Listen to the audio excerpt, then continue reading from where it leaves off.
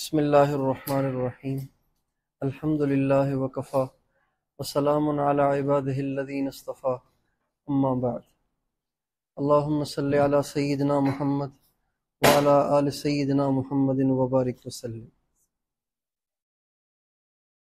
اللہ تعالیٰ نے یہ جو حج کا فریضہ ہمیں دیا ہے اس کے بہت فضائل ہیں، اس پہ ملنے والے انعامات بہت زیادہ ہیں۔ آپ علیہ السلام کا ارشاد ہے کہ جو حاجی حج کر لیتا ہے اللہ تعالیٰ قیامت کے دن اس کو اپنے رشتہ داروں میں سے 300 ایسے رشتہ داروں کی شفاعت کا حق دیں گے جو گناہ گار ہوں گے اور ان کے لیے جہنم میں جانا لازمی ہو چکا ہوگا۔ ایسے 300 آدمی جن کے لیے جہنم میں جانا لازمی ہو چکا ہوگا، اللہ تعالیٰ حاجی کو سفارش کا حکم دیں گے کہ جتنے جہنمی کھڑے ہوئے ہیں ان میں تمہارے جو 300 رشتہ دار ہوں ان کو تم اپنے ساتھ جنت میں لے کے جاؤ۔ یہ حاجی کو اللہ تعالیٰ عزت عطا فرمائیں گے قیامت کے دن۔ اور پھر حدیث شریف میں جو الفاظ حج کے متعلق آئے ہیں وہ کسی اور عمل کے لیے نہیں آئے۔ آپ علیہ السلام کا ارشاد ہے من حج فلم یرفث ولم یفسق رجع کیوم ولدته امہ۔ جو آدمی حج اس طرح کرے کہ اس میں نہ کسی سے گالی گلوچ کرے، نہ کوئی بیہودہ باتیں کرے، نہ ہی کوئی بے حیائی کی باتیں کرے، نہ کوئی گناہ کا کام کرے، یہ 2 کام اگر کوئی حاجی حج کے دوران کر لے، ان 2 باتوں سے اپنے آپ کو بچا لے، تو علیہ السلام فرماتے ہیں رجع کیوم ولدته امہ، وہ ایسے گھر لوٹے گا جیسے اس کی ماں نے اس کو آج ہی جنا ہے۔ اب علیہ السلام کا یہ بھی ارشاد ہے کہ جب آدمی طواف زیارت سے فارغ ہو جاتا ہے، طواف زیارت ہم 10 ذی الحجہ کو کریں گے، تو طواف زیارت کے بعد سعی بھی ہوتی ہے۔ جب آدمی طواف زیارت کے بعد سعی کر لیتا ہے تو ایک فرشتہ اترتا ہے اور ہر حاجی کے کندھے پہ ہاتھ مارتا ہے اور اسے کہتا ہے استأنف العمل، اب نئے سرے سے زندگی گزار، پچھلی ساری صاف ہو گئی۔ اور پھر آپ علیہ السلام کا یہ بھی ارشاد ہے الحاج والعمار وفد اللہ، یہ جو حاجی ہیں نا یہ اللہ کے مہمان ہیں، یہ ہمارے نبی کا ارشاد ہے حاجی اللہ کے مہمان ہیں، ان دعوہ اجابہم، اگر یہ دعا کریں گے اللہ ان کی دعا کو رد نہیں کرے گا، وَإِنِ اسْتَغْفَرُوهُ غَفَرَ لَهُمْ، اگر یہ اللہ پاک سے اپنی بخشش کی دعا کریں گے اللہ ان کی زندگی کے پچھلے سارے گناہوں کو معاف کر دیں گے۔ تو حجاج کرام کو جو حج کی سعادت اللہ دیتے ہیں اس کے بہت انعامات ہیں۔ اب علیہ السلام کا ارشاد میں دوبارہ دہراتا ہوں، اب علیہ السلام کا ارشاد ہے الحاج والعمار وفد اللہ، یہ جو حاجی ہیں یہ اللہ کے مہمان ہیں، جب یہ دعا کرتے ہیں اللہ ان کی دعاؤں کو قبول کرتے ہیں، جب یہ اللہ پاک سے بخشش مانگتے ہیں اللہ ان کے گناہوں کو معاف کرتے ہیں۔ اور اب علیہ السلام کا ارشاد ہے کہ جب حاجی حج کر کے آ جائے تو گھر میں داخل ہونے سے پہلے اس سے دعائیں کرا لو، اس کی دعائیں اللہ کے ہاں رد نہیں ہوتی۔ تو حاجی بننا معمولی بات نہیں ہے، یہ بہت بڑی عزت ہے اور یہ بہت بڑا اعزاز ہے جو اللہ تعالیٰ نے ہمیں اور آپ کو دیا ہے۔ اس کا دنیا میں بھی پتہ چلتا ہے، آخرت میں بھی پتہ چلے گا۔ جب ہم یہاں سے واپس جائیں گے نا ایئرپورٹ پہ، تو جس دروازے سے ہم باہر نکلتے ہیں آپ دیکھیں گے اس پہ سینکڑوں آدمی ہار لیے کھڑے ہوں گے اور پیاسی نگاہوں کے ساتھ کھڑے ہوں گے، ہر آنے والے سے لپٹ جائیں گے، ہار پہنائیں گے، چومیں گے، روئیں گے، اس سے دعائیں کرائیں گے۔ یہ سارا دنیا میں اعزاز ہے اور مرنے کے بعد تو بہت زیادہ اعزاز ملے گا۔ تو اس لیے حج بہت بڑا انعام ہے اور بہت بڑی عبادت ہے، اس کو عبادت ہی بنا کے ہمیں کرنا چاہیے۔ یہ کوئی سیر و تفریح نہیں ہے، گھوم رہے ہیں، پھر رہے ہیں، گپے لگا رہے ہیں، باتیں کر رہے ہیں، ادھر ادھر کی مار رہے ہیں، ایسے نہیں۔ یہ حج عبادت، بھائی نماز میں کوئی گپ شپ لگا سکتا ہے؟ نماز میں کوئی ادھر ادھر دیکھ سکتا ہے؟ نماز میں آدمی پابند ہوتا ہے نا، نماز عبادت ہے، آدمی پابند ہے، روزہ عبادت ہے، روزے میں پابندیاں ہیں، اسی طرح حج میں بھی پابندیاں ہیں۔ ان پابندیوں کا لحاظ کرتے ہوئے اگر ہمارا حج ہوگا تو انشاءاللہ اللہ تعالیٰ کے ہاں قبول ہوگا اور یہ ہماری نسلوں کے لیے ایک بہت بڑی کمائی بنے گا۔ اور حج کے دوران آپ جتنی دعائیں کریں گے وہ ساری اللہ قبول کریں گے۔ نبی کریم صلی اللہ علیہ وسلم نے جب مدینہ منورہ ہجرت فرمائی تو اس کے بعد آپ نے ایک ہی حج کیا ہے۔ ہجرت سے پہلے تو آپ ہر سال حج کرتے تھے چونکہ آپ کا گھر تھا، اور حج کے ایام میں آپ سارے اعمال کرتے تھے، لیکن ہجرت کے بعد جب آپ مدینہ منورہ شفٹ ہو گئے تھے تو اس کے بعد آپ نے ایک ہی حج کیا ہے، اور یہ کیا ہے 10ویں سال میں، ہجرت کے 10ویں سال میں، اس کو 10 ہجری کہتے ہیں، اور اس حج کو حجۃ الوداع کہتے ہیں۔ حجۃ الوداع، ودا کہتے ہیں رخصتی کو، یعنی یہ حج رخصتی کا حج ہے۔ کیا مطلب؟ یہ وہ حج ہے کہ جس کے بعد اللہ کے نبی اپنی امت سے بچھڑ کے اللہ سے جا ملے، اور اس حج میں نبی کریم صلی اللہ علیہ وسلم نے کئی دفعہ یہ بات فرمائی، لوگوں میں آج تمہارے ساتھ ہوں، اگلے سال میں تمہارے ساتھ نہیں ہوں گا، یہ آپ نے فرمایا تھا، اور یہ کئی دفعہ فرمایا تھا، اور یہ بھی فرمایا لوگوں اس میدان میں، عرفات میں، اس میدان میں، منی میں، اس جگہ، اس وادی میں آج کے بعد ہم اور آپ کبھی جمع نہیں ہوں گے، یہ ہمارا آخری اجتماع ہے۔ اور ایک آپ نے یہ بھی فرمایا خذوا عنی مناسککم، مجھ سے حج کے طریقے سیکھ لو، اس لیے کہ اگلے سال میں نہیں ہوں گا۔ تو چونکہ آپ علیہ السلام نے حجۃ الوداع کے موقع پر، اس حج کے موقع پہ بار بار اس بات کا اظہار فرمایا تھا کہ میں اگلے سال نہیں ہوں گا، تو اس لیے اس کو حجۃ الوداع کہتے ہیں کہ یہ ہمارے نبی کی رخصتی کا حج ہے۔ اس کے بعد صرف 2 مہینے آپ اس دنیا میں رہے، اور 2 مہینے کے بعد آپ دنیا سے رخصت ہو گئے۔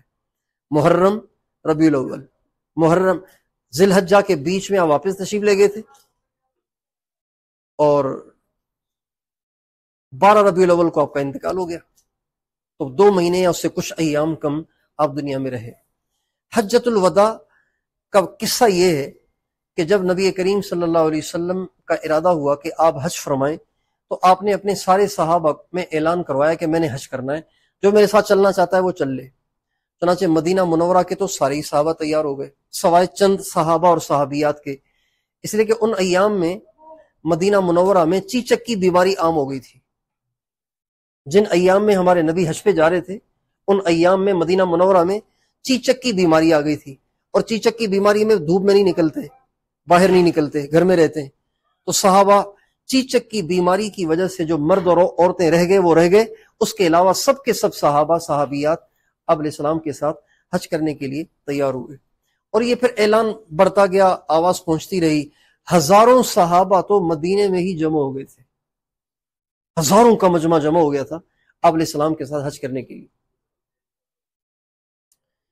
اور کچھ ایسے بھی تھے کہ جو آپ جب نکل پڑے تو راستے میں آپ کے ساتھ ملتے رہے، ملتے رہے، ملتے رہے، ملتے رہے، یہاں تک کہ جب آپ مکہ معظمہ پہنچ گئے تھے تو تقریباً 1,24,000 صحابہ کی تعداد بن گئی تھی، اس میں مرد بھی تھے، عورتیں بھی تھیں، 1,24,000 آدمی تھے۔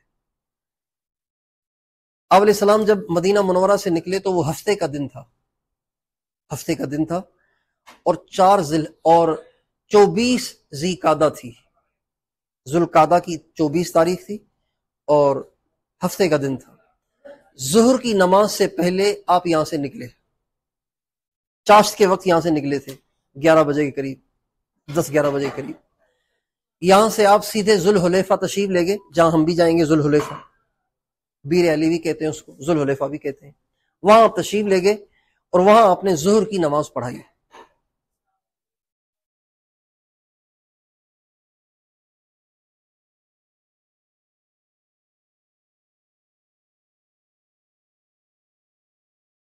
پھر عصر، مغرب، عشاء اور فجر، یہ 4 نمازیں آپ نے ذوالحلیفہ میں پڑھی ہیں صحابہ کے ساتھ۔ آپ کا رات کا قیام ذوالحلیفہ میں ہی رہا۔ ظہر کی نماز جو آپ نے پڑھی نا، وہ مکہ یہاں مدینہ میں ہی پڑھ لی تھی۔ عصر، مغرب، عشاء اور فجر، یہ 4 نمازیں آپ نے ذوالحلیفہ میں پڑھی، اور اس کے بعد پھر فجر کی نماز پڑھی، فجر کے بعد پھر کچھ شاید آرام کیا ہوگا۔ چاشت کے وقت آپ نے غسل فرمایا، احرام کے لیے غسل فرمایا، اور پھر وہاں سے آپ نے احرام باندھا، اور جب آپ نے غسل کیا اور چادریں پہنی تو اما عائشہ رضی اللہ تعالیٰ عنہا نے آگے بڑھ کر آپ علیہ السلام کے کپڑوں پہ خوشبو لگائی۔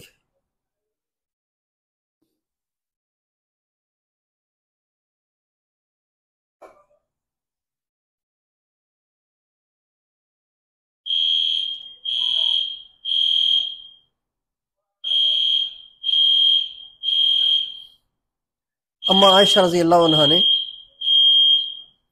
آپ کے کپڑوں پہ خوشبو لگائی. یہ کوئی بند کروا سکتا ہے؟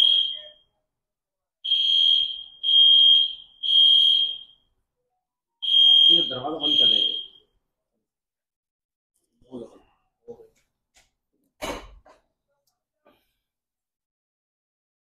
اما عائشہ رضی اللہ عنہا نے آپ کے کپڑوں پہ خوشبو لگائی اور آپ علیہ السلام نے کنگھی کر کے اپنی زلفیں پھیلا دی تھی، اور پھر آپ نے ظہر کی نماز پڑھائی، اور پھر وہاں سے آپ نے تلبیہ پڑھا اور احرام کی نیت کر لی. وہاں سے اٹھ کے آپ جب سواری پہ آ کر بیٹھے، اونٹنی پہ آ کے بیٹھے، تو اونٹنی پہ جب بیٹھے تو ذرا اونچے ہو گئے، سب کو نظر آنے لگے، تو آپ نے زور سے تلبیہ پڑھا. جب زور سے تلبیہ پڑھا تو سارے صحابہ نے سنا، سارے صحابہ نے تلبیہ پڑھا. تو صحابہ نے سمجھا کہ شاید آپ نے احرام یہیں سے شروع کیا ہے، جبکہ آپ نے مسجد سے شروع کر لیا تھا، اس لیے کہ جب آدمی 2 رکعت پڑھتا ہے اسی وقت احرام کی نیت کرتا ہے. لیکن اس موقع پہ آپ علیہ السلام نے قران کی نیت کی تھی. حج کی 3 قسمیں نا آپ نے سنی ہوں گی، افراد، تمتع اور قران. تو ہمارے نبی نے قران کی نیت کی تھی. اس کی وجہ یہ تھی کہ اسی رات کو حضرت جبریل علیہ السلام آپ علیہ السلام کی خدمت میں آئے تھے، اور آپ علیہ السلام سے آ کے کہا، یا رسول اللہ، یہ وادی عقیق ہے، یہ وادی عقیق ہے اور یہ بڑی مبارک وادی ہے، آپ یہاں حج اور عمرے دونوں کا کٹھے احرام باندھیں. چنانچہ آپ علیہ السلام نے حضرت جبریل علیہ السلام کے فرمانے پر حج اور عمرے ان دونوں کا کٹھا احرام باندھا، جس کو قران کہتے ہیں. اور صحابہ کو آپ نے اختیار دیا تھا، اور آپ نے فرمایا جو تم میں سے افراد کرنا چاہے وہ افراد کر لے، جو تمتع کرنا چاہے وہ تمتع کر لے، جو قران چاہے وہ بے شک قران کر لے. افراد اس حج کو کہتے ہیں جس میں صرف حج کیا جائے، تمتع اس حج کو کہتے ہیں کہ جس میں پہلے عمرہ کیا جائے، احرام کھول لیا جائے، اس کے بعد پھر حج کیا جائے، اور قران اس حج کو کہتے ہیں کہ جس میں پہلے جا کے عمرہ کیا جائے اور پھر احرام نہ کھولا جائے، اسی احرام کے ساتھ پھر حج کیا جائے، اس کو قران کہتے ہیں. تو یہ وہ کر سکتا ہے کہ جس نے احرام حرمین شریفین پہنچ کے کھولا نہ ہو. اب ہم میں سے بہت سارے ایسے ہیں جو ہم تو بلکہ اکثر وہی ہیں جو مکے میں بھی تھے پھر وہاں سے یہاں آ گئے تھے. البتہ جو یہاں سے سیدھے پاکستان سے یہاں مدینے میں آئے نا، وہ قران کر سکتے ہیں. ان کے لیے قران کرنے کی سعادت حاصل کرنے کا موقع ہے. اگر وہ کریں گے تو بہت اچھا ہے، کیونکہ آپ علیہ السلام نے قران کیا تھا. بہرحال وہاں سے آپ چلے اور آپ نے زور سے تلبیہ پڑھا، لبیک اللہم لبیک، زور سے پڑھا. صحابہ نے سنا، صحابہ نے بھی کہا. اس کے بعد آپ علیہ السلام کی اونٹنی اونچائی پہ چڑھی، اونچائی تھی وہاں پہ. جب اونچائی پہ چڑھی تو آپ نے اور زور سے تلبیہ پڑھا تو آواز اور زیادہ دور تک گئی. تو بعض صحابہ نے سمجھا کہ آپ نے احرام یہیں سے شروع کیا ہے، جبکہ آپ تو احرام مسجد سے شروع کر چکے تھے. وہاں سے آپ چلے زور زور سے تلبیہ پڑھتے ہوئے، اللہ کو یاد کرتے ہوئے وہاں سے چلے، اور ایک جگہ ہے مقام روحا. روحا ایک جگہ ہے، بیر روحا ہے وہاں پہ، مشہور زیارتوں والے لے جاتے ہیں وہاں پہ.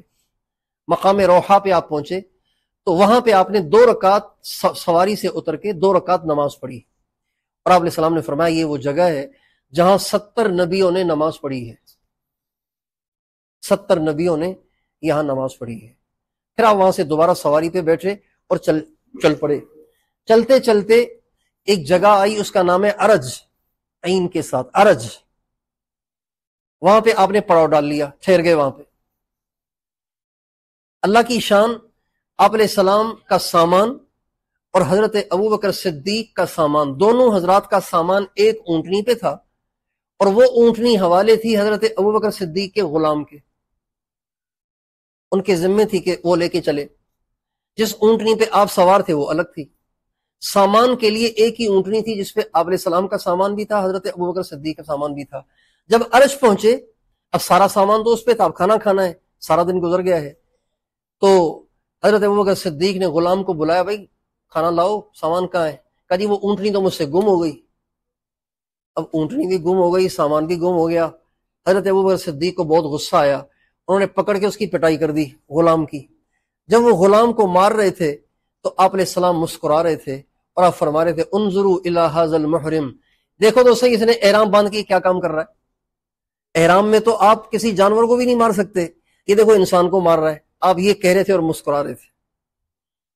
بہرحال جب آپ کا سامان گم ہوا تو ایک صحابی نے جلدی سے کھانا تیار کروایا اور آپ علیہ السلام کی خدمت میں کھانا پیش کیا. جب وہ کھانا آیا تو حضرت ابو بکر صدیق بھی تھوڑی دیر میں آ گئے، لیکن وہ غصے میں بھرے ہوئے تھے. سارا سامان چلا گیا، ایک ہی اونٹنی تھی، سامان بھی اس پہ تھا، تو وہ غصے میں بھرے ہوئے تھے. آپ نے فرمایا ابو بکر غصے کو جانے دو، آؤ کھانا کھائیں، اللہ نے ہمارے لیے کھانے کا انتظام کیا ہے. چنانچہ حضرت ابو بکر صدیق کو ساتھ بٹھایا آپ علیہ السلام نے اور کھانا کھایا. تھوڑی دیر میں حضرت سعد اور ابو قیس ہمارے نبی کے دو صحابی ہیں، یہ اپنی دو اونٹنیاں سامان سے بھری ہوئی لے کر آپ علیہ السلام کی خدمت میں آئے. دونوں صحابی اپنی سامان سے بھری ہوئی اونٹنیاں لے کے آپ علیہ السلام کی خدمت میں آئے اور آ کے کہا یا رسول اللہ ہماری اونٹنیاں اور ہمارا سامان حاضر ہے، آپ اس کو قبول فرما لے. آپ نے فرمایا نہیں، اللہ تمہیں بہت برکت دے، اللہ تعالیٰ نے ہماری اونٹنی ہمیں واپس دے دی تھی، وہ اونٹنی جو گم ہو گئی تھی وہ مل گئی تھی. بہرحال پھر آپ علیہ السلام مقام عرج سے چلے، مقام عرج سے آگے چلے اور ایک جگہ ہے اس کا نام ہے عصفان. یہ مکہ معظمہ کے کافی قریب پڑتی ہے، یعنی مدینے سے دور ہے، مکے کے قریب ہے. جب وہاں پہنچے تو ایک صحابی تھے حضرت سراقہ رضی اللہ تعالیٰ عنہ. انہوں نے کہا یا رسول اللہ آپ ہمیں آج ایسے حج کرنے کا طریقہ سمجھائیں جیسے ہم آج ہی پیدا ہوئے ہیں. ان کا مطلب یہ تھا کہ آپ یہ نہ سمجھیں کہ ہم مکے کے لوگ ہیں، حج کرنے کا طریقہ تو ہمیں ویسے ہی معلوم ہے، نہیں، آپ ایسے نہ سمجھیں، آپ ہمیں ہر بات بتائیں کہ حج کیسے کرنا چاہیے. چنانچہ آپ علیہ السلام نے تفصیل کے ساتھ وہاں پہ اپنے صحابہ کو حج کا طریقہ سمجھایا کہ کیسے جانا ہے، کیسے کرنا ہے، کیا کرنا ہے. وہاں سے آپ پہنچے ایک جگہ جس کا نام ہے وادی ازرق. وہاں آپ پہنچے اور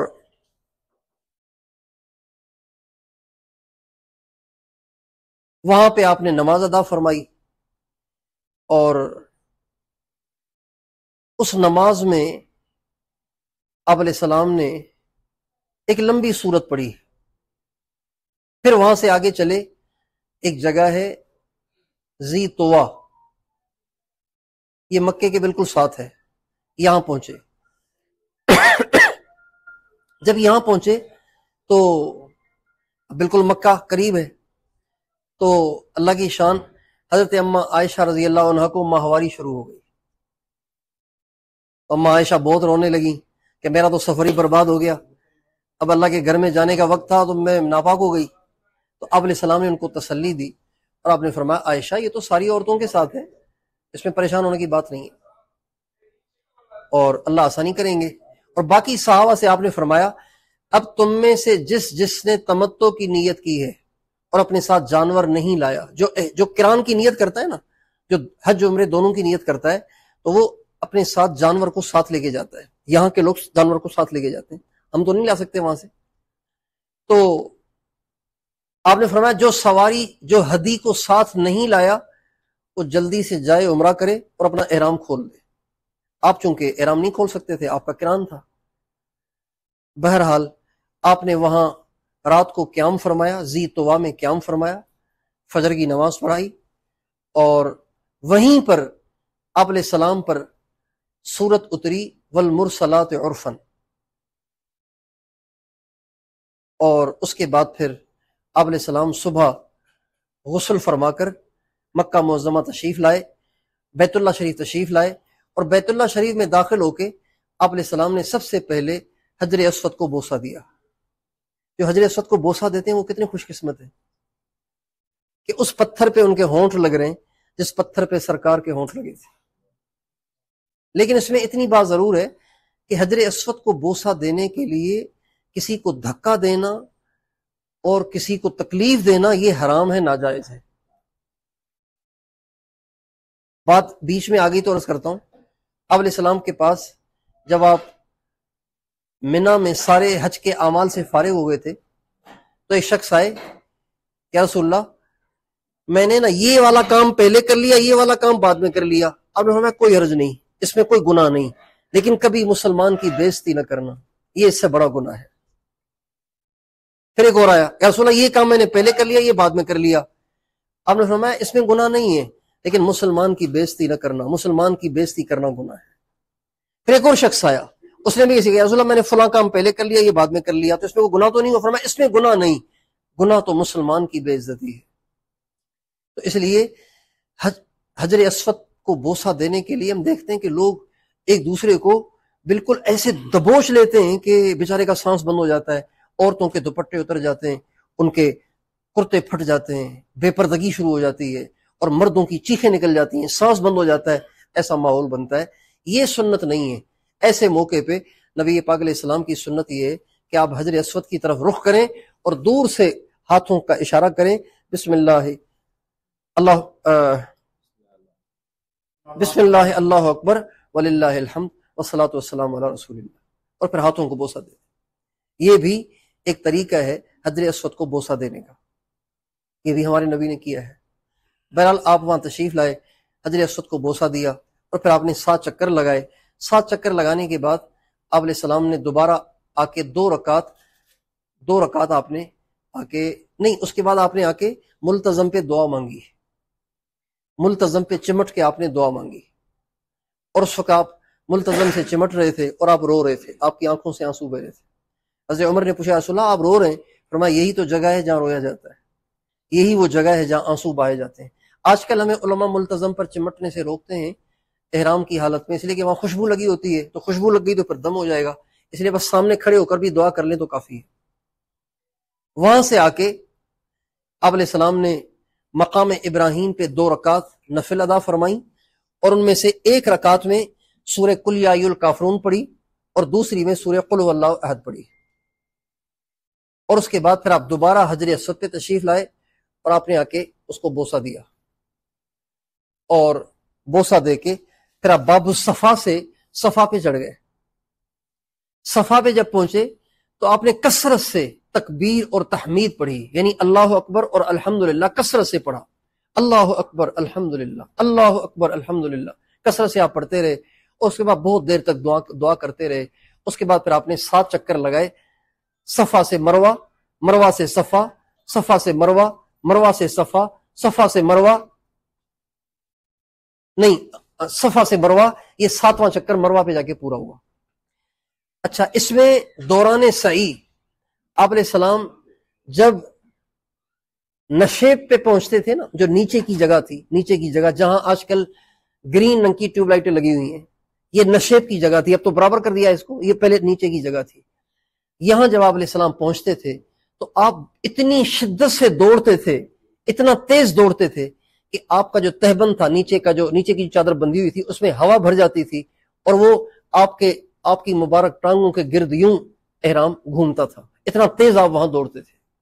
اور اس دوڑنے کے دوران آپ یہ دعا پڑھتے تھے، رب اغفر وارحم وتجاوز عما تعلم انک انت الاعز الاکرم۔ اور جب آپ مروہ پہ پہنچے تو آپ علیہ السلام نے صحابہ سے فرمایا، جنہوں نے تمتع کی نیت کی تھی اب وہ احرام کھول لو، سر منڈا کے احرام کھول لو۔ آپ علیہ السلام کو چونکہ کران تھا، اس لیے آپ اپنی قیام گاہ میں تشریف لے آئے، ذی طویٰ جہاں پہلے ٹھہرے ہوئے تھے وہاں دوبارہ تشریف لے آئے، اور اس کے بعد وہاں قیام فرمایا، اور پھر 8 ذی الحجہ کو صبح کے وقت آپ تشریف لے گئے منی کی طرف، اور منی میں آپ نے قیام فرمایا، ظہر کی نماز، عصر کی نماز، مغرب کی نماز، اور عشاء کی نماز، اور فجر کی نماز، یہ 5 نمازیں آپ نے وہاں پڑھی، 5 نمازیں آپ نے وہاں پڑھی۔ اور اس کے بعد پھر صبح اشراق کے بعد چاشت کے وقت میں آپ علیہ السلام یہاں سے تشریف لے گئے عرفات، 9 ذی الحجہ کو آپ عرفات تشریف لے گئے، اور عرفات میں پہنچ کے آپ نے تھوڑی دیر آرام فرمایا، اس کے بعد غسل فرمایا، اور غسل کے بعد زوال کا وقت ہو گیا تھا، ظہر کی نماز کا ٹائم ہو گیا تھا، آپ علیہ السلام باہر تشریف لائے، اور ایک جگہ ہے وادی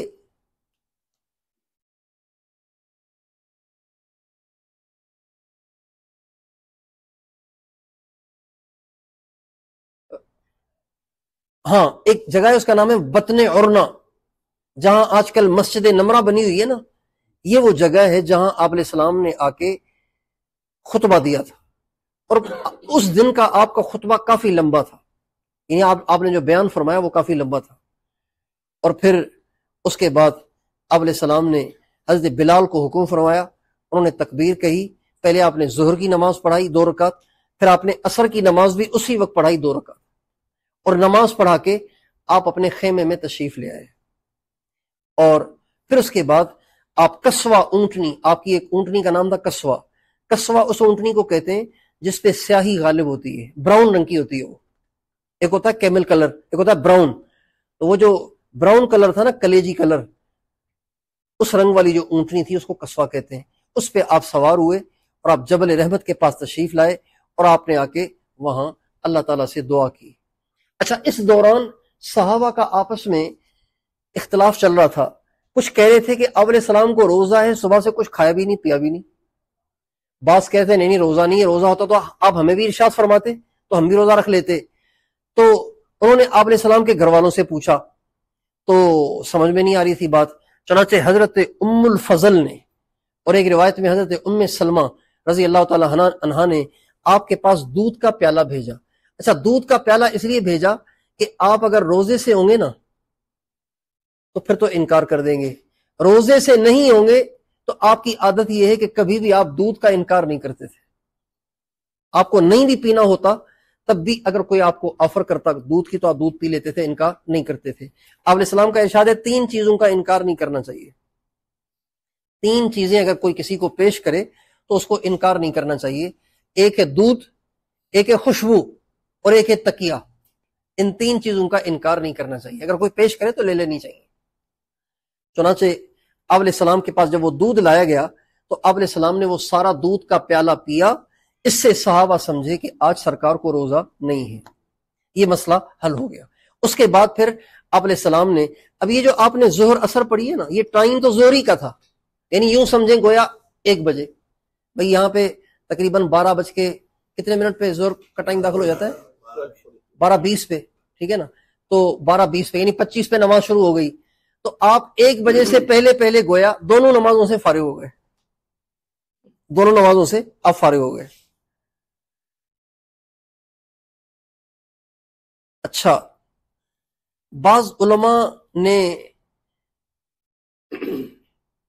پچھلے سالوں کی تاریخوں کا حساب لگایا ہے تو وہ فرماتے ہیں کہ آپ علیہ السلام کا جو حج ہوا تھا نا، یہ تقریباً جون کے مہینے میں ہوا تھا۔ کون سے مہینے میں ہوا تھا؟ اور یہ کون سا چل رہا ہے؟ اللہ کا شکر ہے۔ تو اب گرمی جو اب ہوگی نا، یہی گرمی سرکار کے زمانے میں بھی تھی۔ اب آپ دیکھ لیجئے گا خیمے سے باہر کیا اثر ہوگا، خیمے کے اندر بھی گرمی لگ رہی ہوتی ہے، ایئر کولر چل رہے ہوتے ہیں، پھر بھی آدمی پسینہ پسینہ ہو رہا ہوتا ہے۔ بہرحال آپ علیہ السلام نے اس کے بعد پھر آپ یوں سمجھے 1 بجے، 1:15 بجے، چلیں 1:30 بجے، آپ علیہ السلام نے کسوہ پہ بیٹھ کے، اونٹنی پہ بیٹھ کے جبل رحمت کے پاس آ کے آپ نے دعا کے لیے ہاتھ اٹھائے، اور یہ دعا ہمارے نبی کی اتنی لمبی تھی، اتنی لمبی تھی، اتنی لمبی تھی، اتنی لمبی تھی کہ سورج غروب ہو گیا، لیکن پتہ نہیں چلا کہ آپ نے مانگا کیا، یہ کسی کو پتہ نہیں چلا، لیکن دعا تھی آپ کی ظہر کے ٹائم سے لے کر مغرب کے ٹائم تک۔ اب آج کل کے حساب سے چونکہ وہ بھی تقریباً جون میں ہی ہوا تھا، اب آپ حساب لگا لیں، اگر آپ نے 1 بجے، اگر آپ نے 1:15 بجے دعا شروع کی ہے تو آج کل یہاں پہ 7:20 پہ مغرب کا ٹائم داخل ہو رہا ہے، تو کتنے گھنٹے بن گئے؟ 6 گھنٹے بن گئے۔ 6 گھنٹے آپ نے دعا کی، اور صحابہ یہ بھی کہتے ہیں دعا کر کر کے آپ تھک جاتے تھے تو آپ اپنے ہاتھوں کو اونچا کر لیتے تھے، اور ایسے لگتا تھا جیسے آپ زاری کر رہے ہیں، منت کر رہے ہیں، اللہ پاک پہ اصرار کر رہے ہیں، گڑ گڑا رہے ہیں، اور پھر جب ہاتھ اٹھا کے تھک جاتے تو آپ جھکا لیتے اور اپنے سینے کے ساتھ ملا دیتے، جیسے بچہ ماں سے لپٹ کے منت کرتا ہے نا، ایسی کیفیت بنی ہوئی تھی آپ علیہ السلام۔ 6 گھنٹے یہ دعا مسلسل رہی، 1:15 بجے سے لے کے اگر کاؤنٹ کریں 7:15 بجے تک، 6 گھنٹے، پونے 6 گھنٹے۔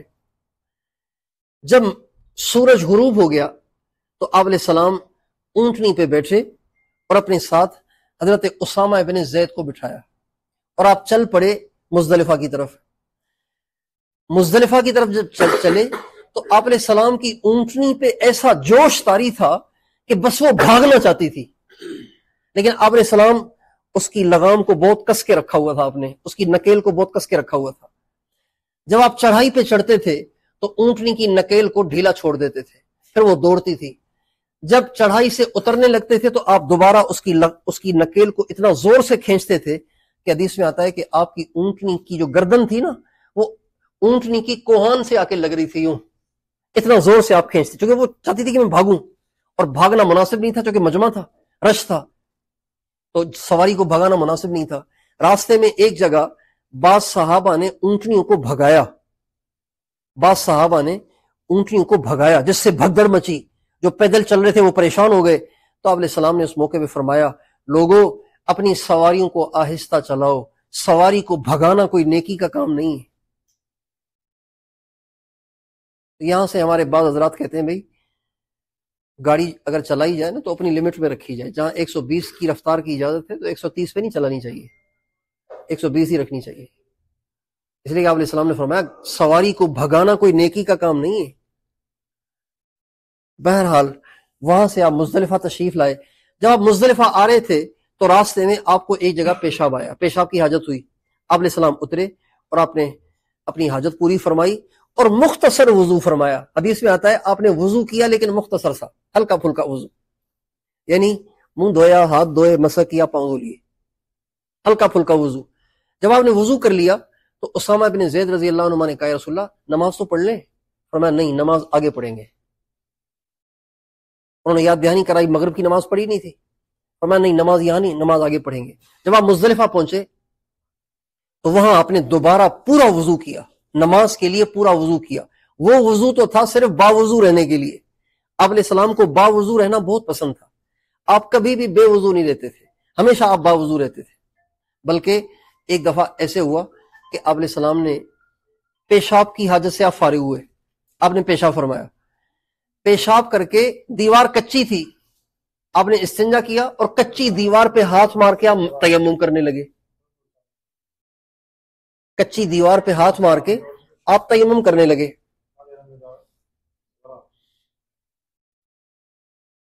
تیمم کرنے لگے تو حضرت عبداللہ ابن عباس نے کہا یا رسول اللہ پانی تو قریب ہی رکھا ہوا ہے، آپ تیمم کر رہے ہیں؟ بھائی تیمم تو اس وقت کیا جاتا ہے نا جب پانی 1 میل دور ہو، اب کون جائے گا 1 میل پانی لینے کے لیے، تو بھائی تیمم کر لو، اللہ نے آسانی دے دی ہے۔ لیکن آپ وہیں تیمم کرنے لگے۔ حضرت عبداللہ بن عباس نے کہا رسول اللہ پانی تو قریب رکھا ہوا ہے۔ آپ نے فرمایا عبداللہ کیا پتا کہ میں پانی تک پہنچ سکوں کہ نہ پہنچ سکوں، میں چاہتا ہوں کہ دنیا سے جاؤں تو باوضو، یعنی آپ کو پاک رہنے کا، باوضو رہنے کا اتنا اہتمام تھا۔ اب آپ نے اس تیمم سے نماز نہیں پڑھی، لیکن پانی تک پہنچنے کے لیے آپ نے چاہا کہ میں یہ جو گیپ آئے گا نا بیچ میں، اس میں بھی میں باوضو رہوں۔ چنانچہ آپ نے مختصر وضو کیا، مزدلفہ پہنچے، وہاں اچھی طرح پورا وضو کیا، اس کے بعد مغرب کی نماز پڑھی، پھر عشاء کی نماز پڑھی، اور پھر آپ علیہ السلام نے صحابہ کو چھٹی دے دی، سارے جا کے لیٹ گئے، کوئی قرآن پڑھ رہا ہے، کوئی ذکر کر رہا ہے، کوئی تلاوت کر رہا ہے، اور سب کو فارغ کر دیا۔ بھائی موبائل بند رکھا کریں یار، سارا مجمع ادھر دیکھنا شروع کر دیتا ہے۔ بہرحال مزدلفہ میں آپ نے رات گزاری، اور پھر جب صبح ہوئی نا تو اندھیرے میں آپ نے فجر کی نماز پڑھی، یعنی شروع میں، یہاں بھی اندھیرے میں نماز ہوتی ہے نا، صبح صادق ہوتے ہی نماز ہو جاتی ہے، ہمارے یہاں تو روشنی میں نماز پڑھتے ہیں۔ تو آپ نے فجر کی نماز ابتدائی وقت میں پڑھی، اور فجر کی نماز پڑھنے کے بعد آپ نے وقوف فرمایا۔ مزدلفہ کا جو وقوف ہے نا، مزدلفہ کا وقوف واجب ہے، اور یہ جو وقوف ہے اس کا جو اصل ٹائم شروع ہوتا ہے نا، وہ شروع ہوتا ہے صبح صادق سے لے کے بعد میں، یعنی فجر کی نماز کے بعد شروع ہوتا ہے۔ آپ نے فجر کی نماز اول وقت میں پڑھنی ہے، اس کے بعد پھر ٹھہرنا ہے، اور ٹھہر کے سورج نکلنے سے پہلے پھر منا کی طرف جانا ہے۔ تو جب آپ فجر کی نماز پڑھ چکے تو حضرت ابوبکر صدیق نے اور حضرت عمر رضی اللہ عنہما نے دیکھا کہ آپ مسکرا رہے ہیں، تو کہا یا رسول اللہ آپ مسکرا رہے ہیں، مسکرانے کی کوئی وجہ تو نہیں ہے، آپ کیوں مسکرا رہے ہیں؟ تو آپ علیہ السلام نے فرمایا وہ جو میں نے عرفات میں دعا مانگی تھی نا لمبی 6 گھنٹے کی، اس دعا میں میں نے، اب یہ یہاں بات واضح ہوئی کہ آپ نے کیا مانگا تھا۔ آپ فرماتے ہیں میں نے عرفات میں 6 گھنٹے یعنی جو لمبی دعا مانگی تھی، آپ نے تو 6 گھنٹے نہیں فرمایا لیکن ہمارا جو اندازہ ہے 6 گھنٹے، اس میں آپ فرماتے ہیں میں نے جو اللہ سے دعا مانگی تھی وہ یہ تھی، اے اللہ میری امت کے سارے گناہوں کو معاف کر دے، میری امت کی بخشش کر۔ 6 گھنٹے یہ مسلسل دعا مانگی، یا اللہ میری امت کی بخشش کر، میری امت کی بخشش کر، میری امت کی بخشش کر، میری امت کی بخشش کر، 3 دفعہ 7 دفعہ 11 دفعہ 21 دفعہ نہیں، 6 گھنٹے مسلسل اس دعا کو آپ نے دہرایا۔ یہ دعا کی قبولیت کا سب سے بڑا موقع ہے۔ حاجی کی سب سے زیادہ دعائیں عرفات میں قبول ہوتی ہیں، سب سے زیادہ حاجی کی دعائیں کہاں قبول ہوتی ہیں؟ عرفات میں۔ لیکن ہمارے نبی نے سب سے زیادہ جب قبولیت کا وقت آیا تو اس میں اپنی بیٹی فاطمہ کو یاد نہیں کیا، اپنے نواسے حسن حسین کو یاد نہیں کیا، اپنی بیویوں کے لیے دعا نہیں کی، اپنے ساتھیوں کے لیے دعا نہیں کی، اپنی ذات کے لیے بھی کوئی دعا نہیں کی۔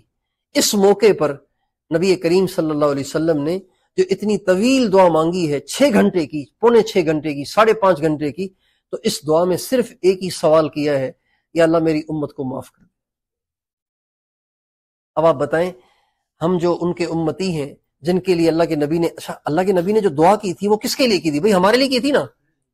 حضرت ابوبکر صدیق کے لیے تو بخشش کی دعا کرنے کی ضرورت نہیں تھی، وہ تو پہلے ہی بخشائے ہیں۔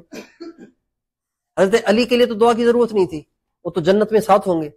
حضرت عمر حضرت عثمان کے لیے تو دعا نہیں کرنی تھی، حضرت امام حسن حسین کے لیے تو نہیں کرنی تھی، وہ تو پہلی جنت کے سردار تھے، جنت کے جوانوں کے سردار تھے۔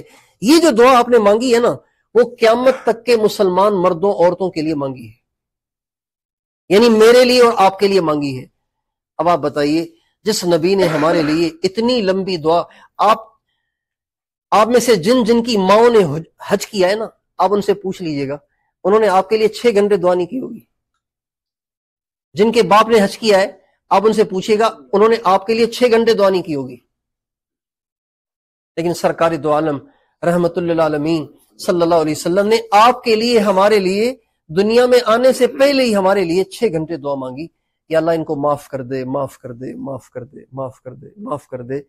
یہاں تک کہ مغرب سے پہلے یعنی عصر کے قریب آپ علیہ السلام پہ وحی آئی، اے اللہ کے نبی، جبریل علیہ السلام آئے، اے اللہ کے نبی، اللہ تعالیٰ فرماتے ہیں آپ روئیں نہیں، ہم نے آپ کی ساری امت کو معاف کر دیا، لیکن ہم آپ کی امت کے ظالم کو معاف نہیں کریں گے، اس لیے کہ اس نے اوروں کا حق کھایا ہوا ہے۔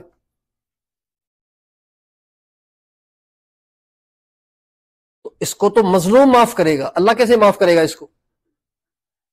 تو حدیث میں آتا ہے کہ آپ علیہ السلام نے اللہ تعالیٰ سے یوں درخواست پیش کی کہ یا اللہ یہ بھی تو ہو سکتا ہے کہ جب قیامت کے دن مظلوم ظالم کے خلاف دعویٰ دائر کرے گا، مقدمہ دائر کرے گا اور اس کے خلاف آواز اٹھائے گا، تو یا اللہ یہ بھی تو ہو سکتا ہے نا کہ آپ اپنی طرف سے ظالم کا حق اس کو دے دیں اور اس کو راضی کر لیں، اور میری امت کو اپنی رحمت سے میری امت کے ظالم کو بھی معاف کر دیں۔ یہ ہمارے نبی نے اللہ سے ایک التجا کی اور درخواست کی اور یہ صورت رکھی، مگر یہ دعا آپ کی عرفات میں قبول نہیں ہوئی۔ یہ آپ نے خود بتایا کہ عرفات میں یہ دعا قبول نہیں ہوئی۔ آپ فرماتے ہیں ابھی مزدلفہ میں آ کے بھی میں نے یہی دعا کی کہ یا اللہ میری امت کے ظالم کو بھی تو ہی معاف کرے گا نا، اگر میری امت کے ظالم کو تو نے معاف نہ کیا تو ہے تو وہ بھی میرا امتی، لہذا اس کو بھی معاف کر دے۔ چنانچہ آپ علیہ السلام دعا فرماتے رہے، مزدلفہ جا کے آپ علیہ السلام کی یہ دعا قبول ہوئی اور اللہ تعالیٰ نے اعلان فرمایا کہ میں نے تیری دعا کی برکت سے مظلوم کو بھی معاف کر دیا، ظالم کو بھی معاف کر دیا۔ آپ علیہ السلام نے حضرت ابوبکر صدیق، حضرت عمر سے فرمایا ابو بکر عمر، میں جو مسکرا رہا ہوں نا وہ اس وجہ سے مسکرا رہا ہوں کہ آج میری امت کی اللہ نے بخشش کر دی، میری امت کے گناہ معاف کر دیے، اور جب میری امت کی بخشش کا اعلان ہوا تو ابلیس بہت پریشان ہوا اور اس نے مٹی اٹھا کے اپنے سر پہ ڈالنا شروع کی اور اپنا سر پیٹنا شروع کر دیا۔ جب اس نے سر پہ مٹی ڈالی تو مجھے خوشی ہو رہی تھی، اور ابلیس کو سر میں مٹی ڈالتا ہوا دیکھ کے میں مسکرا رہا ہوں۔ اس کے بعد پھر آپ علیہ السلام یہاں سے، اچھا یہ جو عرفات میں آپ نے 9 ذی الحجہ عرفات میں گزاری نا، اس میں دوران دعا آپ علیہ السلام پہ یہ آیت اتری، الیوم اکملت لکم دینکم واتممت علیکم نعمتی ورضیت لکم الاسلام دینا. یہ آیت آپ پہ دوران دعا اتری ہے. اور اس آیت، چونکہ یہ وحی ہے نا، وحی جب اترتی تھی تو بہت زیادہ پریشر پڑتا تھا. جب یہ وحی اتری تو آپ علیہ السلام کی اونٹنی اسے برداشت نہ کر سکی، یہاں تک کہ زمین پہ بیٹھ گئی. اور اونٹنی نے کوشش بھی کی اٹھنے کی، لیکن اونٹنی اٹھ نہیں سکی وحی کے بوجھ کی وجہ سے. ہمارے نبی پہ ساری زندگی 24,000 مرتبہ وحی اتری ہے. بھائی کتنی مرتبہ وحی اتری ہے؟ ہمارے نبی پہ کتنی مرتبہ وحی اتری ہے؟ یہ جو پریشر ہے ہمارے نبی نے اپنی زندگی میں کتنی دفعہ برداشت کیا؟ کس کے لیے؟ آپ کے لیے.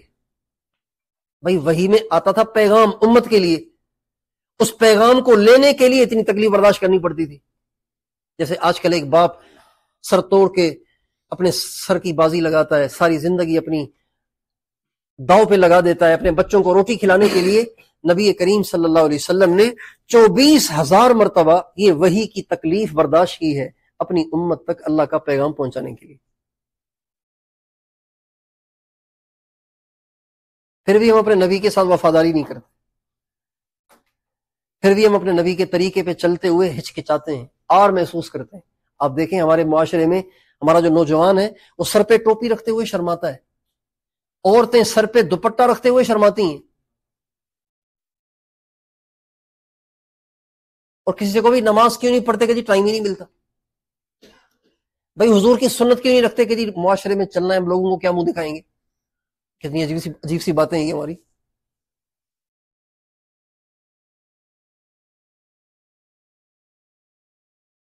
بہرحال سورج طلوع ہونے سے پہلے پہلے آپ علیہ السلام مزدلفہ سے منا تشریف لے گئے، اور منا کے بعد آپ سیدھے وہاں سے جمرات پہ گئے. جو بڑا شیطان ہے اس پہ جا کے آپ نے پتھر مارے. اچھا جب آپ مزدلفہ سے چلے نا تو وہ جو حضرت اسامہ بن زید تھے نا آپ کے ساتھ اونٹنی پہ عرفات سے مزدلفہ تک، ان کو آپ نے اتار دیا تھا. وہ اب پیدل چل رہے تھے. اور فضل بن عباس، ان کو آپ نے، آپ کے چچا کے بیٹے تھے حضرت فضل، بچے تھے لیکن نوجوان تھے، لیکن آپ نے ان کو بٹھا لیا پیچھے. اور جب ہم جمرات کی طرف جا رہے تھے نا، شیطان کو پتھر مارنے جا رہے تھے، تو راستے میں ایک عورت آئی اور کہا یا رسول اللہ کیا میں اپنی والدہ کی طرف سے حج کر سکتی ہوں؟ میری والدہ اتنی ضعیف ہے کہ وہ آ نہیں سکتی، میں اس کی طرف سے حج کر سکتی ہوں؟ آپ نے فرمایا کر سکتی ہو. جب اس نے یہ سوال کیا نا تو وہ آ کے کھڑی ہوئی تھی پاس، آپ علیہ السلام تو اس کو دیکھ نہیں رہے تھے. اس نے سوال کیا، آپ نے جواب دیا، لیکن فضل بن عباس جو نوجوان تھے آپ کے ساتھ بیٹھے ہوئے تھے، ان کی اس عورت پہ نظر پڑ گئی. جو ہی ان کی گردن عورت کی طرف مڑی تو آپ علیہ السلام نے اپنے ہاتھ سے ان کے چہرے کو یوں پھیر لیا، یوں کر کے. یہ نہیں فرمایا کیا کر رہے ہو ادھر دیکھو، یہ نہیں، اپنے ہاتھ سے ان کے گال پہ ہاتھ رکھ کے ان کے چہرے کو ادھر موڑ دیا. پھر آپ نے فرمایا اے عباس کے بیٹے، آج کا دن وہ دن ہے کہ اس میں جو آدمی اپنی زبان، اپنے کان اور اپنی آنکھ کی حفاظت کرے گا، اللہ اس کے پچھلے سارے گناہ معاف کر دیں گے.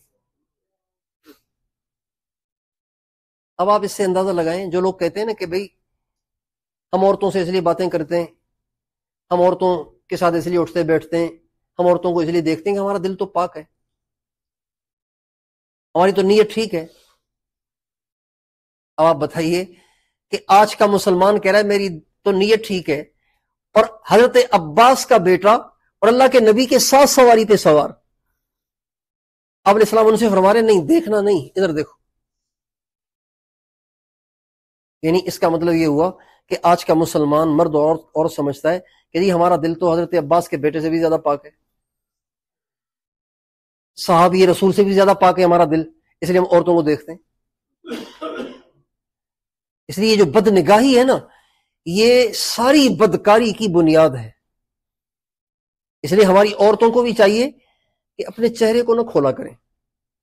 احرام میں بھی چہرے کو کھولنے کا حکم نہیں، چہرے پہ کپڑا نہ لگانے کا حکم ہے کہ بھئی چہرے پہ کپڑا لگنا، ٹچ نہیں ہونا چاہیے، مس نہیں ہونا چاہیے. کپڑا سامنے لٹکتا رہے، آپ کیپ لگا لیں اور اس کے سامنے کپڑا لٹکا دیں. اور جو عورتیں اپنے چہرے کھولتی ہیں اور پھر مرد ان کو دیکھتے ہیں اور ان کے حج ضائع ہوتے ہیں، ان کے عمرے ضائع ہوتے ہیں، ان کی عبادتیں برباد ہوتی ہیں، ان کے سارے گناہ اس عورت کے سر پہ ڈالے جائیں گے قیامت کے دن۔ آئی تھی کمانے کے لیے اور اپنے وبال تو الگ الگ رہے، اوروں کا بھی وبال سر پہ لے کے مر رہی ہے۔ اب بتائیے کتنے بڑے نقصان کی بات ہے یہ۔ اس لیے اس میں آر محسوس نہیں کرنا چاہیے عورت کو۔ بہرحال وہاں سے آپ بڑے شیطان پہ تشریف لے گئے، اور وہاں پہ جا کے آپ علیہ السلام نے بڑے شیطان کو 7 پتھر مارے۔ حضرت فضل بن عباس نے مزدلفہ سے آپ کے لیے وہ کنکریاں لے لی تھیں، 7 کنکریاں لے لی تھی۔ یہ کنکریاں ہم نے مزدلفہ سے لینی ہیں۔ اچھا، مزدلفہ سے جب آپ منا چلیں گے نا تو راستے میں ایک جگہ آتی ہے، اس کا نام ہے وادی محسر۔ وادی محسر، ہمارے نبی جب وہاں سے گزرے تو آپ نے اپنی سواری کو تیز کر دیا، اور آپ نے فرمایا یہ اللہ کے عذاب کی جگہ ہے اور یہ منحوس جگہ ہے، یہاں جلدی سے گزر جاؤ۔ وہ جگہ ہے جہاں ابرہا پر ابابیلوں نے پتھر برسائے تھے۔ تو جہاں عذاب آتا ہے نا، جہاں کہیں کبھی بھی عذاب آیا ہو، اس جگہ پکنک منانے نہیں جانا چاہیے، گھومنے نہیں جانا چاہیے، بلکہ وہاں سے جلدی سے گزرنا چاہیے۔ یہ ہمارے نبی کی سنت ہے، اس لیے کہ وہاں اللہ کے عذاب کے اثرات ہیں، اللہ کے عذاب کے اثرات کی نحوست ہے۔ جو وہاں بیٹھے گا اور وہاں رہے گا، جہاں وہاں گھومے گا پھرے گا، تو ظاہری بات ہے اس کو نحوست کا اثر تو اس پہ ہو جائے گا۔ اس لیے آپ علیہ السلام وہاں تیزی سے گزر گئے تھے، پتھر مار کے آپ تشریف لائے اور آپ منا تشریف لے آئے، اور منا آ کے آپ علیہ السلام نے اپنی قربانیاں فرمائیں۔ آپ علیہ السلام نے حج کے موقع پہ 100 اونٹ اور 1 گائے کو قربان کیا۔ گائے قربان کی اپنی بیویوں کی طرف سے، گائے قربان کی اپنی بیویوں کی طرف سے 7 حصے، اور اونٹنی 100 اونٹنیاں قربان کی اپنی طرف سے۔ اللہ کے نام پہ جس کو اللہ سے محبت ہوتی ہے نا، اس کو اللہ کے نام پہ لگانے میں مزہ آتا ہے، اور جس کو اللہ سے محبت نہ ہو تو وہ اللہ کے نام پہ لگاتے ہوئے ہچکچاتا ہے اور اس کو بخار چڑھتا ہے، اس کو موت آتی ہے اللہ کے نام پہ دیتے ہوئے۔ جیسے جس باپ کو بچوں سے شدید محبت ہو، وہ اپنے بچوں پہ لٹاتے ہوئے بھئی پریشان ہوتا ہے، خوش ہوتا ہے؟ خوش ہوتا ہے۔ شدید محبت ہو تو لٹا کے خوش ہوتا ہے آدمی، لیکن شدید محبت نہ ہو تو آدمی۔ تو آپ علیہ السلام نے 100 اونٹ ذبح کیے، ان میں سے 63 اونٹ تو آپ نے خود اپنے ہاتھ سے ذبح کیے۔ کتنے اونٹ ذبح کیے آپ نے؟ 63 اونٹ۔ اپنی زندگی کے سالوں کے حساب سے، چونکہ آپ کی زندگی، آپ کی عمر اس وقت 63 سال تھی، عربی کیلنڈر کے لحاظ سے آپ کی عمر 63 سال تھی، تو آپ نے ہر سال کا 1 اونٹ ذبح کیا، قربان کیا اللہ کے نام پہ۔ اور باقی جو 37 اونٹ رہ گئے تھے وہ آپ نے حضرت علی سے فرمایا کہ وہ ذبح کر دیں۔ چنانچہ آپ کی طرف سے 37 اونٹ حضرت علی نے ذبح کیے، 63 آپ نے ذبح کیے۔ اچھا، اونٹوں کو ذبح کرنے کا منظر بھی عجیب تھا۔ اب 100 اونٹ تو بہت بڑی تعداد تھی نا اونٹوں کی۔ جب آپ علیہ السلام کسی اونٹ کو ذبح کرنے لگتے تھے تو دوسرے اونٹ آگے بڑھ کے اپنی گردن پیش کرتے تھے۔ ہر اونٹ چاہتا تھا کہ سرکار کی چھری پہلے میری گردن پہ چلے۔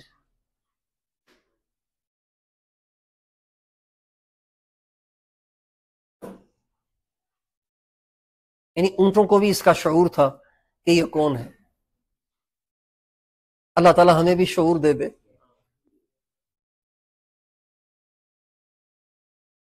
63 اونٹ آپ نے خود ذبح کیے، 37 حضرت علی نے ذبح کیے۔ اس کے بعد آپ نے صحابہ میں اعلان فرمایا جو بھی بھائی ہمارے اونٹوں میں سے گوشت لے کے جانا چاہے اور کھانا چاہے تو بے شک لے جائے۔ اور حضرت علی سے فرمایا ان 100 کے 100 اونٹوں میں سے ایک ایک بوٹی لے لو، ایک ایک بوٹی لے لو، اور اس میں پانی ڈال کے اس کو پکاؤ، تاکہ ہر اونٹ کو یہ سعادت حاصل ہو جائے کہ اس کا اونٹ سرکار نے کھایا ہے۔ ذبح تو اسی لیے ہو رہے تھے نا کہ سرکار ہمارا گوشت کھائیں گے۔ تو آپ نے ہر اونٹ میں سے ایک ایک بوٹی حضرت علی سے فرمایا لے لو، اور فرمایا کہ اس کو دیگچی میں ڈال کے پانی ڈال کے اس کو پکاؤ۔ پھر آپ نے وہ جو شوربہ بن گیا تھا نا، ابل گیا تھا، کچھ نکل گیا تھا بھاپ کے ذریعے سے، کچھ رہ گیا تھا، وہ شوربہ آپ نے اس موقع پہ پیا۔ گوشت کیا ہوا اس کا کتابوں میں کہیں تذکرہ ہے نہیں، لیکن شوربہ آپ نے پی لیا تھا، وہ جو یخنی بنتی تھی وہ آپ نے پی لی تھی۔ اور پھر اس کے بعد آپ نے اپنا مبارک سر منڈوایا، حضرت معمر یا حضرت خراش کو بلا کے اپنا سر منڈوایا، دو کا نام ہے، دونوں میں سے کوئی ایک تھے، اپنا سر منڈوایا، اور پھر جتنے بال آپ کے سر سے یعنی مونڈے گئے تھے وہ سارے کے سارے بال آپ نے اپنے جان نثاروں میں تقسیم فرمائے۔ یہ جو اس وقت ہمیں مختلف جگہوں پہ آپ علیہ السلام کے بال مبارک ملتے ہیں نا، تو وہ یہاں سے تقسیم ہوئے ہیں۔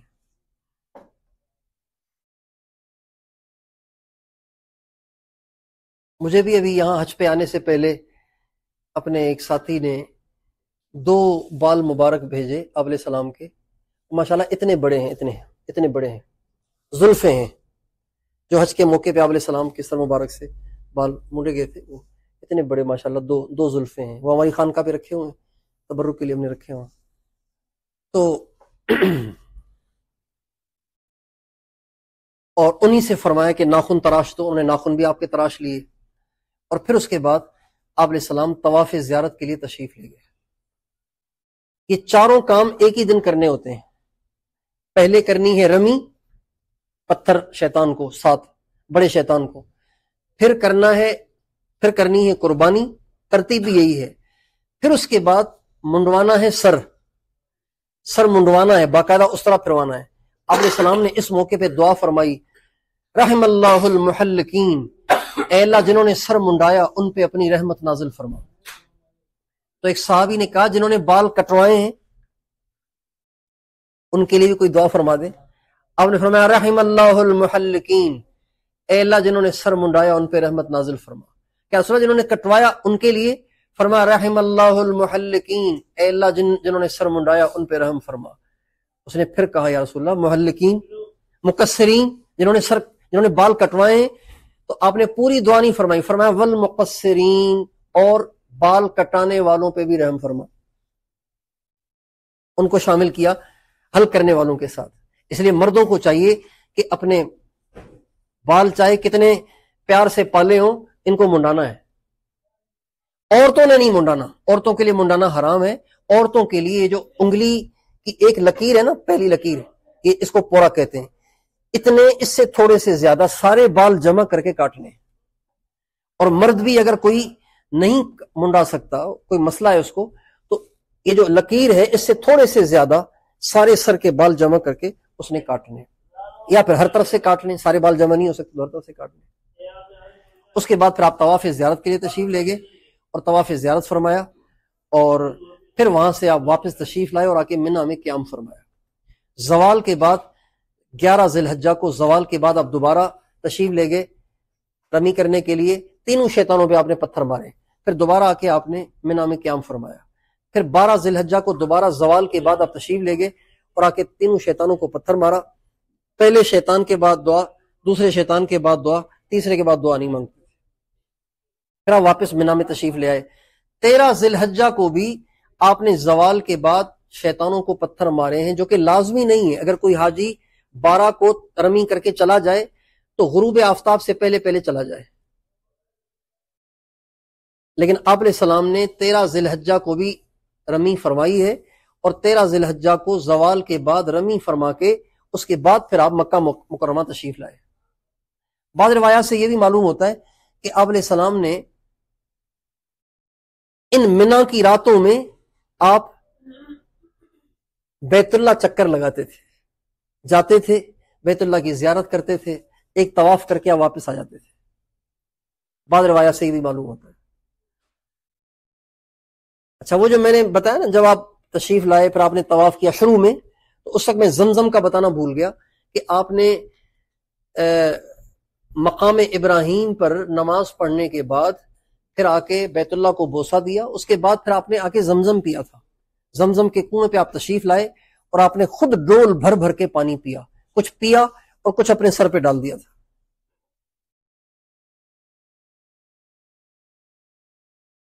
تو یوں آپ نے منی کا ٹائم گزارا ہے۔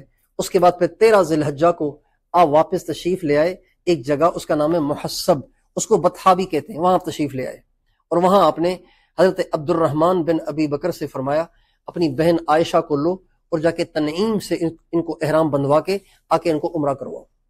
چنانچہ انہوں نے عمرہ کیا، کیونکہ حج میں تو وہ تھیں، حج میں تو مسجد نہیں ہوتی نا، مسجد میں ناپاک آدمی نہیں جا سکتا، تو چونکہ عرفات، منا اور یہ مزدلفہ اور جمرات یہ تو مسجد نہیں ہے، لہذا آپ نے یہاں پہ تو اپنے ساتھ رکھا اماں عائشہ کو، لیکن بیت اللہ میں داخل نہیں ہوئی تھی، پہلے والا عمرہ نہیں کیا تھا، اب ان کو عمرہ کروا دیا۔ اور پھر جب وہ واپس تشریف لے آئیں تو آپ علیہ السلام پھر وہاں سے مدینہ منورہ کے لیے آپ نے اعلان فرمایا، اور سارے جانثاروں کے ساتھ آپ وہاں سے مدینہ منورہ واپس تشریف لائے۔ وہاں سے چلتے چلتے ایک جگہ ہے جہاں پہ ایک پانی کا نالا تھا، پانی کے نالے کو کہتے ہیں غدیر، اس جگہ کا نام تھا خم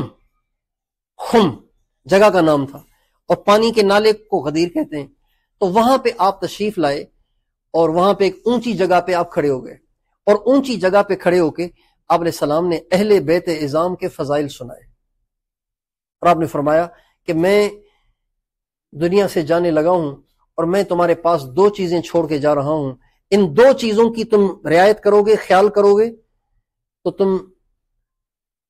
تم گمراہ نہیں ہوگے، اور یہ دو چیزیں ہمیشہ ساتھ رہیں گی یہاں تک کہ یہ دونوں چیزیں میرے پاس حوض کوثر پہ بھی پیش ہوں گی، ایک ہے اہل بیت اور ایک ہے قرآن پاک۔ پھر آپ نے فرمایا میں تمہیں اللہ سے ڈراتا ہوں اہل بیت کے بارے میں، میں تمہیں اللہ سے ڈراتا ہوں اہل بیت کے بارے میں کہ میرے دنیا سے چلے جانے کے بعد میرے اہل بیت کے ساتھ زیادتی نہ کرنا۔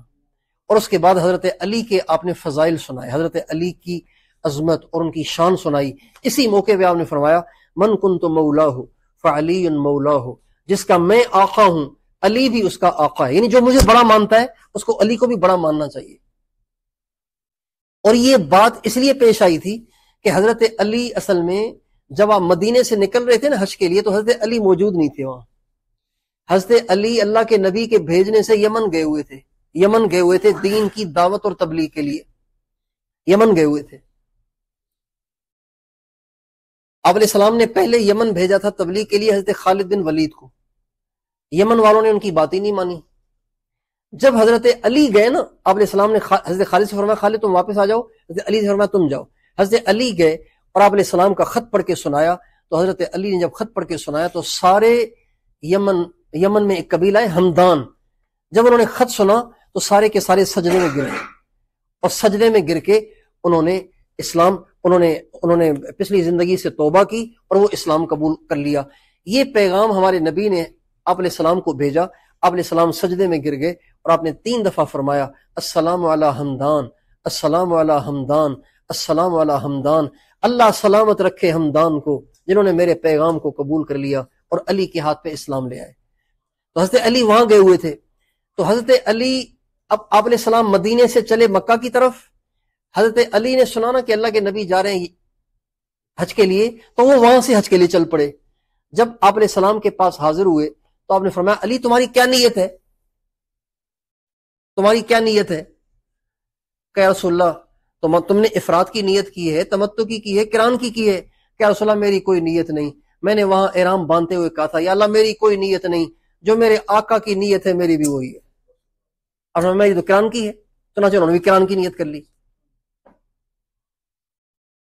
آپ محبت کا اندازہ لگائیں کہ صحابہ کو کیسی کیسی باتیں اللہ سجاتے تھے۔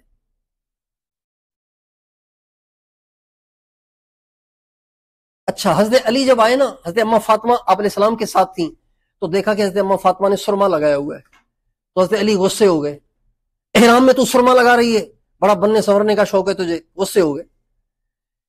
تو آپ علیہ السلام نے فرمایا علی احرام میں سرما لگا سکتے ہیں،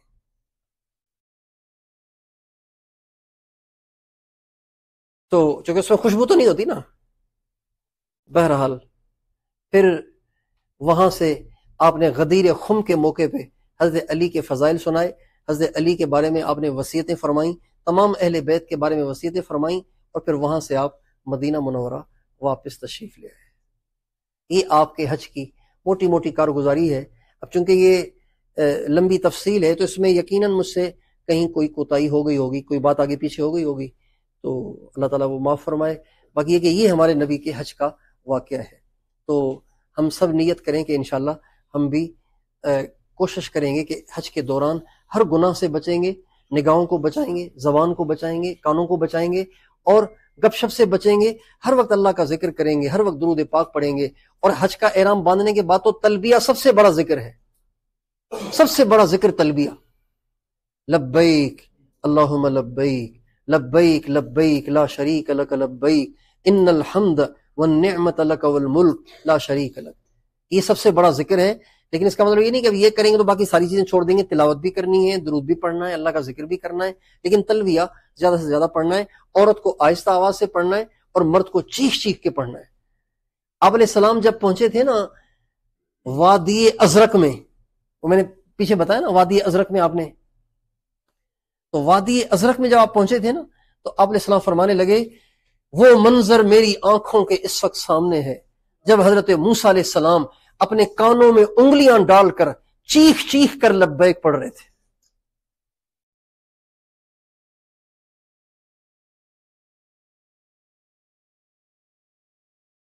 یہ جو والمرسلات عرفن کا میں نے واقعہ سنا نا، وادی ازرق کا نہیں، یہ پھر منا کا ہے. 8 ذی الحجہ میں آپ نے جو قیام فرمایا منا میں، اس رات کو یہ صورت نازل ہوئی تھی والمرسلات عرفن. وادی ازرق میں یہ واقعہ پیش آیا تھا حضرت موسیٰ علیہ السلام والا. تو اللہ تعالی ہم سب کو صحیح طریقے سے حج کرنے کی توفیق دے. برداشت کے ساتھ چلیں، بردباری کے ساتھ چلیں. ایسے نہ ہو کہ کی کرائی ساری محنت ہماری رائے گاں ہو جائے، ضائع ہو جائے. زبان پہ کنٹرول، نظر پہ کنٹرول، کانوں پہ کنٹرول، اس کی کوشش کریں. اور عورتیں اپنے چہرے کو کوشش کریں اپنے چہرے کو چھپائیں. مرد اپنی نگاہوں کو ان سے بچائیں. اور جیسے ہمارے نبی نے ہمارے لیے عرفات میں بہت دعائیں کی ہیں، تو وہی ہم بھی اپنے نبی کو یاد رکھیں. اور اپنے نبی کو یاد رکھنے کے مطلب 2 ہیں. ایک تو یہ کہ ہم اپنے نبی پہ کثرت سے درود پڑھیں، اور دوسرا یہ کہ ہم ہر کام میں اپنے نبی کی سنت کو فالو کریں. ہر کام میں بھائی اس میں میرے نبی کی سنت کیا ہے، صرف یہاں نہیں، واپس جا کے بھی ہر کام میں. آپ بچوں کی شادی کرنا چاہتے ہیں، آپ کی اپنی شادی ہے، بچوں کی شادی ہے، رشتہ داروں کی شادی ہے، غمی ہے، کاروبار ہے، تجارت ہے، بزنس ہے، ملازمت ہے، جو بھی ہے، ہر کام میں ہمیں اس بات کا دھیان رکھنا ہے کہ بھئی میرے نبی کی سنت کیا ہے، میرے نبی کا طریقہ کیا ہے. تو بھئی ہر بات میں اپنے نبی کی سنت کو فالو کریں گے انشاءاللہ. ہمارے نبی کا ارشاد ہے من احیا سنتی عند فساد امتی فلہ اجر 100 شہید. جب میری امت بگڑ جائے گی، دین سے ہٹ جائے گی، اس زمانے میں جو میری ایک سنت پہ عمل کرے گا اللہ پاک اس کو 100 شہیدوں کا اجر عطا فرمائیں گے. کتنا بڑا اجر ہے یہ. تو اس لیے ساری زندگی سنت کے مطابق گزارنے کی سارے بھائی نیت کرتے ہیں انشاءاللہ. میری بھی انشاءاللہ نیت ہے. اللہ تعالیٰ ہم سب کو توفیق عطا فرمائے. اور بھائی ہم سارے ایک دوسرے کے لیے دعا کریں، اللہ تعالیٰ ہمارے اس حج کو قبول کرے. جتنے حجاج آئے ہوئے نا، کہ گناہ گار تو سارے ہیں، لیکن اللہ اپنے کرم سے کسی آئے ہوئے کے حج کو رد نہ کرے. بڑی مشکلوں سے آئے ہیں لوگ بیچارے، بڑی پریشانیوں سے آئے ہیں لوگ بیچارے. ایک واقعہ لکھا ہے کتابوں میں کہ ایک دفعہ حج ہوا، اس میں 1 لاکھ آدمی نے حج کیا. تو ایک بزرگ کو آنکھ لگ گئی، دوران حج آنکھ لگ گئی. تو 2 فرشتوں کو دیکھا. ایک فرشتہ دوسرے فرشتے سے پوچھ رہا ہے بھائی کہ جتنوں نے حج کیا ہے 1 لاکھ آدمیوں نے، تو کتنوں کا حج قبول ہوا؟ دوسرے نے کہا 1 کا قبول ہوا. کتنوں کا قبول ہوا؟ کتنوں کا قبول ہوا؟ صرف 1 کا قبول ہوا. تو دوسرے نے کہا صرف 1 کا؟ کہاں، قبول تو 1 ہی کا ہوا، لیکن اس 1 کے طفیل باقی سب کا بھی قبول ہو گیا.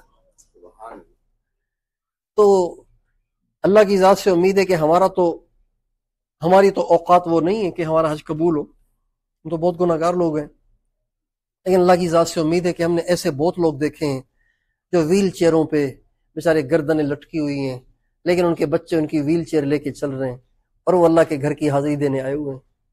کتنی عورتیں جو اپنے چھوٹے چھوٹے بچے، میری بھتیجی نے ابھی حج کیا، 4 بچے ہیں اس کے بچوں کا حال دیکھا نہیں جاتا تھا. جب وہ بچوں کو چھوڑ کے عمرے پہ گئی تھی، سارا دن اس کے بچے روتے تھے. تو ہم کبھی بچوں کو کہیں لے جائیں، کبھی کہیں، لیکن ماں کے بغیر بچے کیسے سنبھل سکتے ہیں؟ تو کتنی مائیں ہیں جو اپنے دودھ پیتے چھوٹے چھوٹے بچے چھوڑ کے آئی ہیں.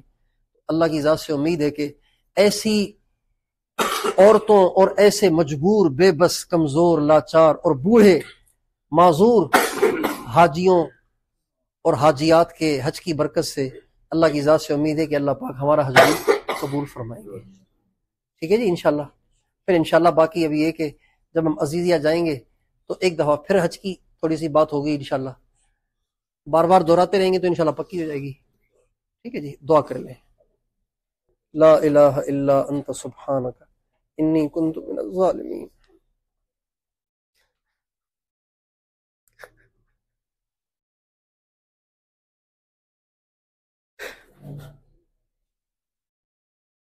اللہم صلی علی سیدنا محمد وعلی آل سیدنا محمد وبارک وسلم۔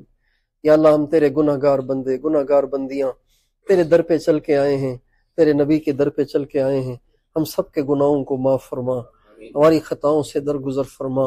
اللہ اس سفر کو قبول فرما، اس حج کو قبول فرما، ان عمروں کو قبول فرما، ان درود و سلام کی اے اللہ تحفوں کو قبول فرما، مدینے کی حاضری کو قبول فرما۔ اے اللہ حج کو ہمارے لیے آسان فرما۔ یا اللہ ہم جاہل ہیں، ہمیں آتا نہیں ہے۔ یا اللہ ہم کمزور ہیں، گناہ گار ہیں، سہولت پسند ہیں۔ اے اللہ مشکلات کی ہم میں سکت نہیں ہے، آزمائشوں کی ہم میں ہمت نہیں ہے۔